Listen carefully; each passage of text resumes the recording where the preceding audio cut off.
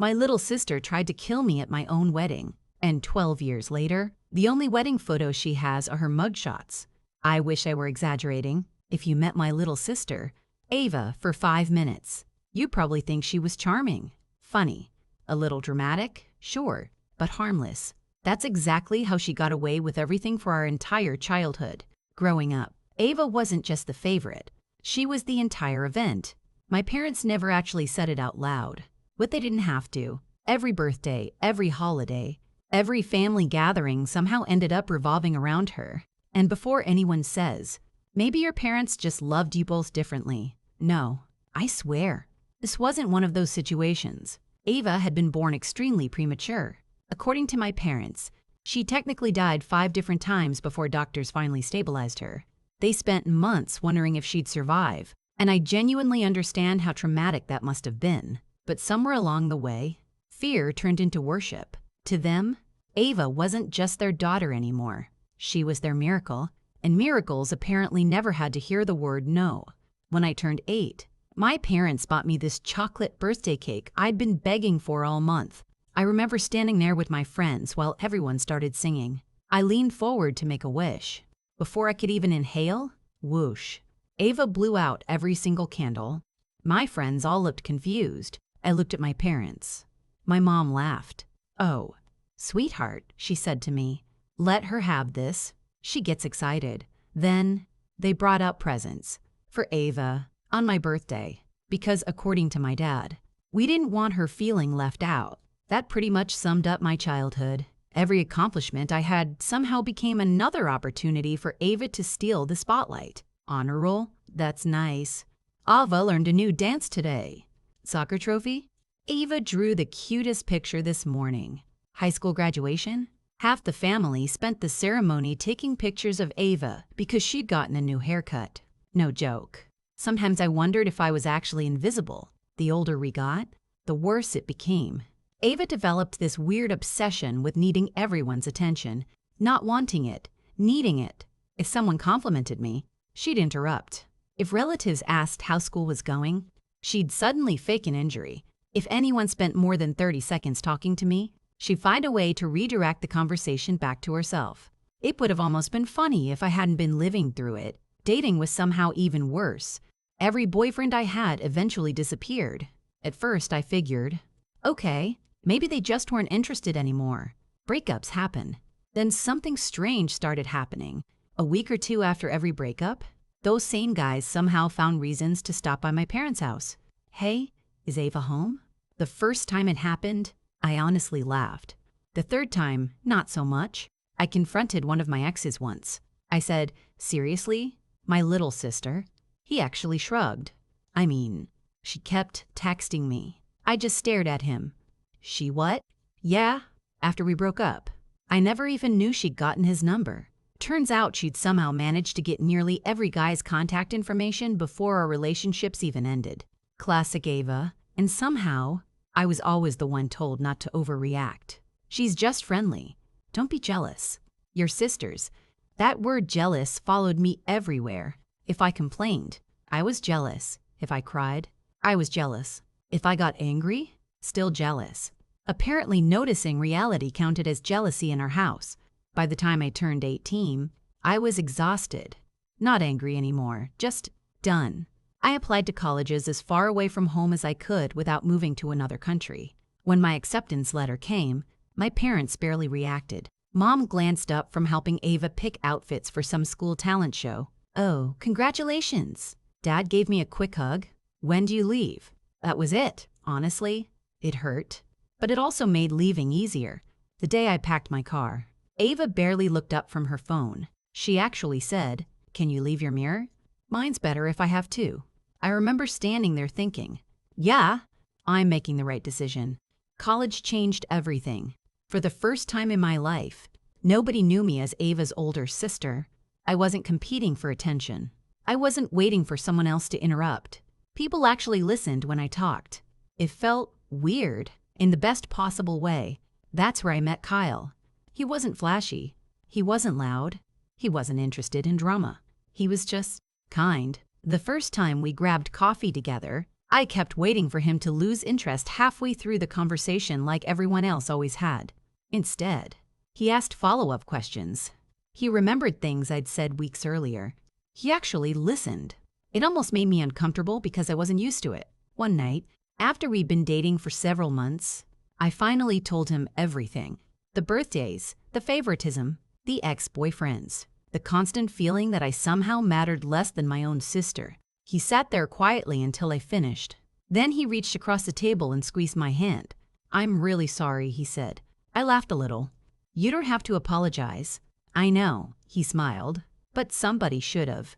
That was Kyle, simple, honest. 6 years later, he asked me to marry him. I didn't hesitate for even half a second. Planning the wedding felt surreal. His family welcomed me like I'd belonged there all along. His mom called just to check on me. His dad asked if I needed help with anything. His sisters dragged me shopping even when we didn't actually need anything. I kept waiting for the catch. There wasn't one. For the first time in my life, family actually felt like family. Then came the guest list. I stared at my parents' names for a long time. Them Ava's. Kyle noticed. "You don't have to invite them." I sighed. "I know." He looked over my shoulder. But, maybe they should see." "See what?"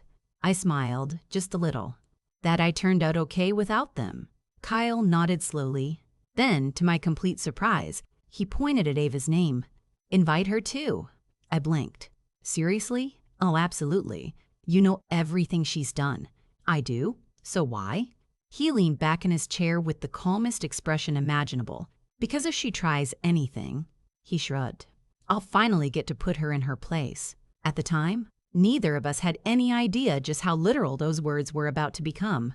Our wedding day honestly felt like something I'd spent my entire life waiting for. Not because I cared about having some giant fairy tale ceremony. I just wanted one day. One single day that belonged to me. That morning started quietly. I woke up before my alarm because I couldn't stop smiling. The hotel room was already buzzing with bridesmaids curling their hair, somebody steaming dresses in the corner, and my maid of honor trying to convince everyone that nobody needed another mimosa before noon. "You absolutely do," one of the girls laughed. "No," she shot back. "You need water, then mimosas." For once, I wasn't nervous. I wasn't wondering what Ava might do. Honestly, I'd almost convinced myself she'd grown up. Maybe 6 years had changed her. Maybe being adults meant we'd finally moved past all the childish competition. Yeah, that thought didn't last very long. As soon as I arrived at the venue, I spotted my family. My parents were already fussing over Ava. She was sitting in the third row, arms crossed so tightly it looked uncomfortable, wearing the kind of forced smile people make when they're pretending not to be miserable. Even from across the room, I could tell she wasn't happy. Mom leaned over. "Sweetheart, please smile." Dad whispered something. Ava rolled her eyes dramatically. I almost laughed.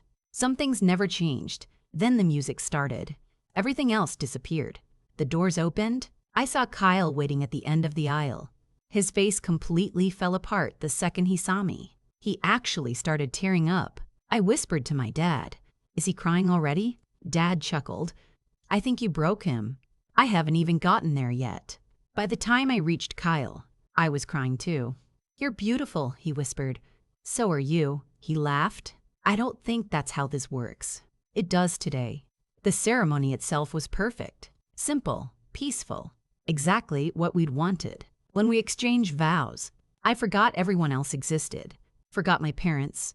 Forgot Ava. Forgot every birthday I'd spent feeling invisible. All I could think was, this is my life now. After everything, I finally made it here. When the officiant announced us as husband and wife, everyone stood and applauded. Even Ava, although hers looked suspiciously forced. The reception started exactly how receptions are supposed to. Music, people laughing, kids running around the dance floor. My new father-in-law somehow convincing complete strangers to dance with him. Kyle's grandmother kept stealing little desserts before dinner even started. "I didn't see anything," I whispered as I walked by. She winked. "Good. I loved these people. Not because they were perfect, because they made everyone feel included. Nobody had to compete for attention. Nobody had to earn affection. It was just normal. Something I'd never really experienced growing up. For the first couple of hours, Ava stayed surprisingly quiet. She mostly sat with my parents. Occasionally, she'd glance toward our table, then look away again. Kyle noticed too. She's awfully calm. I know. You think she's plotting something? I shrugged. Honestly, I have no idea anymore. He squeezed my hand. If anything happens, I know, I've got you. Then nothing happened. Dinner came. Speeches started. People laughed. My college roommate embarrassed me with stories I'd completely forgotten. Kyle's best man somehow managed to compare marriage to assembling IKEA furniture. You'll think you know what you're doing. Everyone laughed. Then you'll realize you're missing 4 screws and half the instructions. Even Kyle nearly spit out his drink laughing. I looked toward Ava again. She looked quiet, not angry, not jealous, just thinking. For a split second, I actually felt guilty. Maybe I judged her too harshly. Maybe she really had changed. Maybe she'd finally accepted that today wasn't about her. I swear, that thought lasted maybe 30 seconds, because then she stood up. I watched her walk toward us. Every instinct I had immediately started screaming. Kyle leaned over. You okay? I don't know. Ava stopped right in front of me. For a second, neither of us spoke. Then she smiled. Not one of those fake social smiles. An actual, warm smile. I just wanted to say congratulations. I blinked. Thanks. I'm serious. She sounded almost emotional. I'm really happy for you. I honestly didn't know how to respond. This wasn't Ava. Not the Ava I grew up with. She looked at Kyle. You take good care of her. I plan to, he answered politely. She nodded, then looked back at me. I know we've had our differences. Understatement of the century. But you're still my sister. I literally froze. Was this an apology? She turned toward one of the bartenders. Can I borrow that whiskey? The bartender handed her a fresh glass. She raised it, a toast. People nearby started paying attention. My parents smiled proudly from across the room, probably thinking, see, everything worked out. Ava handed me the glass. To my beautiful sister. Then she looked at Kyle and her handsome husband. People around us clinked glasses. Kyle picked up his own drink. I stared at mine. Something felt off. I couldn't explain it. Maybe because she'd never been this nice before. Maybe because my entire childhood had taught me not to trust moments that looked too perfect. Or maybe it was the smell. I lifted the glass a little closer. It had this faint citrus smell mixed with the whiskey. Not overwhelming, just different. You okay? Kyle asked quietly. I shrugged. It smells weird. Ava laughed immediately. Oh my God. She rolled her eyes. It's whiskey. It all smells weird. A couple people chuckled. I forced a smile. Fair enough. Honestly, alcohol had always made me feel a little nauseous anyway. I figured maybe I was imagining things. Besides, everyone was watching. It would have felt ridiculous to accuse someone over a smell, especially after she'd just made this heartfelt toast. Ava lifted her own glass. Come on. Cheers. Everyone echoed it. Cheers. I looked at Kyle. He smiled. I smiled back. Then I took a drink. The whiskey burned going down. Nothing unusual for maybe 5 seconds. Then I felt it. A tiny scratch in my throat. I swallowed again. Weird. Another couple seconds. The scratch became pressure. I frowned. Kyle immediately noticed. You all right? I cleared my throat. The words caught. I coughed. Hard. People nearby turned. You okay? Someone asked. I nodded automatically. Yeah. Another cough. Except this one hurt. Really hurt. Suddenly, it felt like somebody had wrapped their hand around my throat. I reached for my neck. Air wasn't moving the way it should. No, no, no. Not here. Not now. Kyle stood up so fast his chair hit the floor. Babe? I tried answering. Nothing came out. Just this awful choking sound. My heartbeat exploded inside my ears. My vision started tunneling. Then I looked at Ava. She was standing about 10 feet away, watching me, completely calm. She slowly raised one hand, and without saying a single word, she held up a bright yellow lemon. My entire body went cold. She knew. She'd known exactly what she was doing. Because everyone close to me knew one thing. I have a severe, life-threatening allergy to lemons. She gave me the tiniest smile, turned around, and walked straight toward Kyle. For a split second, I couldn't even process what I was seeing. The lemon, just the lemon. Everything clicked at once. The strange smell, the weird taste, the scratch in my throat. This wasn't an accident. My throat tightened so fast it felt like someone had shoved a fist down my neck. I tried to breathe, but every inhale sounded smaller than the last. People around us were still smiling. They thought I was coughing because the whiskey had gone down the wrong pipe. Then Kyle looked at me. Really looked at me. His entire expression changed. "Babe?" I reached toward him, grabbing on my throat. My eyes were already watering. I couldn't get a single word out. Kyle didn't hesitate. "EPI pen," he yelled so loudly the entire reception went silent. Everything after that happened ridiculously fast. He sprinted toward me just as my knees started giving out, before I even hit the floor. He'd caught me. "I've got you," he kept saying. "Stay with me, stay with me." Someone screamed. Another guest yelled for an ambulance. Chairs scraped across the floor as people jumped out of the way. I could barely hear any of it. All I could focus on was trying, and failing, to breathe. Kyle reached into the emergency kit we'd packed because of my allergy. We'd always carried an EpiPen anywhere alcohol or catered food was involved.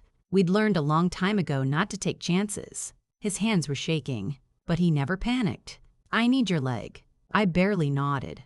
A second later, I felt the injector. The sting hardly registered. Air still wouldn't come. It felt like someone was slowly closing a door inside my throat. Everything around me became blurry. I remember hearing my mother shouting my name somewhere behind us. Then my father's voice. Then absolute chaos. The last thing I saw before everything faded was Ava. She wasn't helping. She wasn't crying. She wasn't apologizing. She was standing near Kyle with one hand lazily wrapped around a strand of her hair, twirling it around her finger like she'd just wandered into someone else's emergency. She actually tried talking to him. I couldn't hear what she said. Kyle didn't even acknowledge her. His eyes never left me. Then everything went black. When I woke up, all I heard was beeping.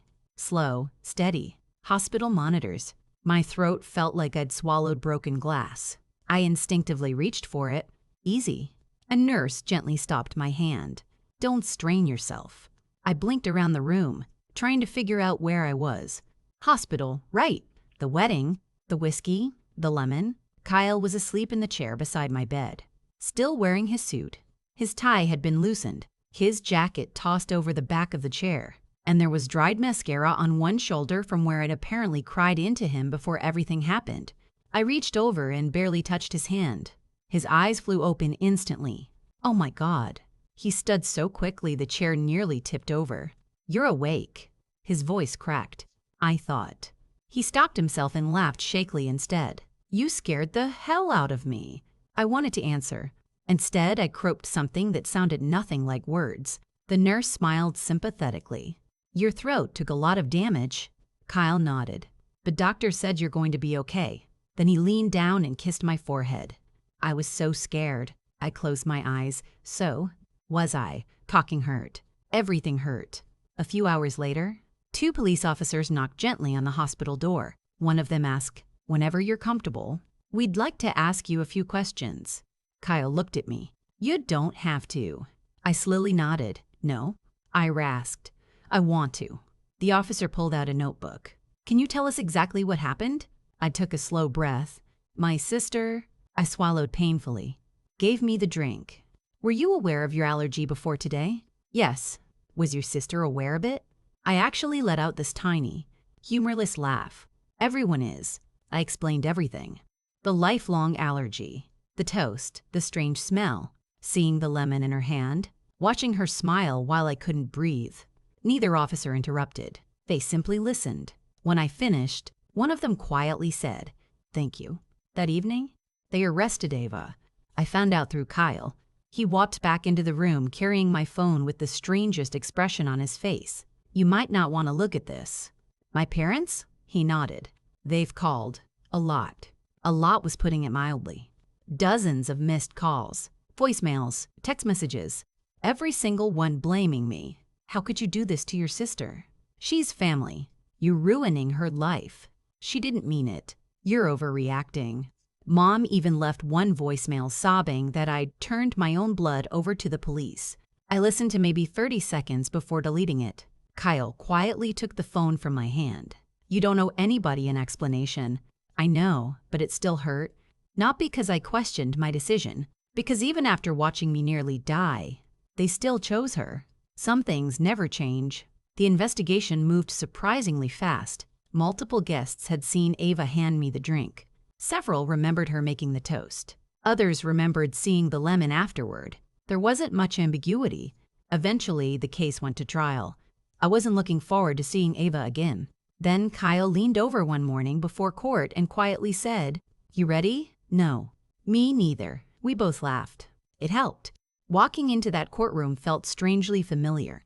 Just another room where Ava expected everyone to believe her. Only this time, people were actually looking at evidence, not excuses. Then I saw her attorney. For a second, I genuinely thought I was hallucinating. One of my ex-boyfriends. Of course it was. Kyle followed my stare. Seriously? I nodded. I dated him? He blinked. Your sister really has a type. My leftovers? Despite everything, I actually laughed. It was probably the first genuine laugh I'd had since the wedding. The trial itself wasn't nearly as dramatic as television makes them look. The prosecutor presented the timeline. Witnesses described the toast. Medical records documented the allergic reaction. The defense didn't have much. Mostly they argued that I was jealous. Jealous. That word again. After all these years. My ex actually stood there and implied I'd fabricated everything because I couldn't stand my younger sister getting attention. I almost rolled my eyes. Kyle squeezed my hand underneath the table. The evidence spoke for itself. There wasn't much left to argue. The verdict came quickly. Guilty. When the judge announced Ava's sentence, 12 years, the courtroom became incredibly quiet. My mother started crying. My father stared straight ahead without saying anything. Ava looked shocked. Actually shocked. Like consequences had never crossed her mind. She turned toward me. "This is your fault." I looked back at her. For the first time in my entire life, I didn't feel angry. I didn't feel guilty. I didn't even feel satisfaction. Just tired. "No," I said quietly. "This is yours." She was led away without another word. I watched the courtroom doors close behind her. That was the last time I saw my sister. People sometimes ask me if I regret pressing charges, if I wish I'd handled it privately, if I think 12 years was too harsh. Here's my answer. I didn't put my sister in prison. She chose every decision that led her there. She chose to take my wedding day. She chose to use the one allergy she knew could kill me. She chose to watch me suffocate instead of helping. The justice system simply responded to the choices she made. Kyle and I never got the honeymoon we'd planned. We had to postpone it while I recovered. Honestly, neither of us cared anymore. Months later, after my throat had healed enough that talking didn't hurt, we took a quiet trip together instead. No giant celebration, no fancy schedule, just the two of us.